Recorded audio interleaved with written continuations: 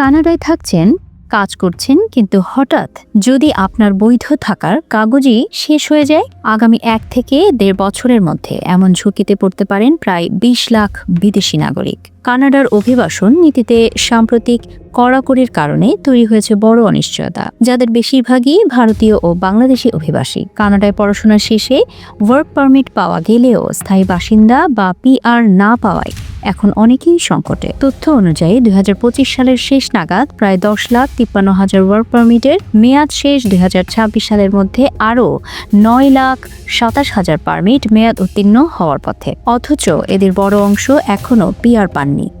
অনেকের আবেদন ঝুলে আছে দীর্ঘদিন। অভিবাসন বিশেষজ্ঞদের আশঙ্কা, এই ধারা চলতে থাকলে 2026 সালের মধ্যভাগে প্রায় 20 লাখ মানুষ অনিয়মিত অবস্থায় চলে যেতে পারেন। কানাডার নিবন্ধিত সমাজকর্মী সাইফুল আলম বলেন, কানাডা সরকার বিশেষ করে ইন্ডিয়ানদের ক্ষেত্রে স্টাডি ও ওয়ার্ক পারমিটে কঠোর নীতি নিচ্ছে।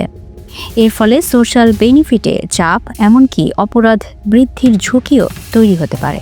Immigration, refugee and citizenship Canada IRCC জানিয়েছে, কিছু টেম্পোরারি ওয়ার্ক পারমিট ধারীর জন্য 2026 সাল পর্যন্ত কাজের অনুমতির মেয়াদ বাড়ানো হয়েছে, যাতে তারা আবেদন ঝুলে থাকা অবস্থায় বৈধভাবে কাজ করতে পারেন। তবে বাস্তবে প্রক্রিয়ার ধীর গতির কারণে অনেকেই সময়মতো কাগজ নবায়ন করতে পারছেন না।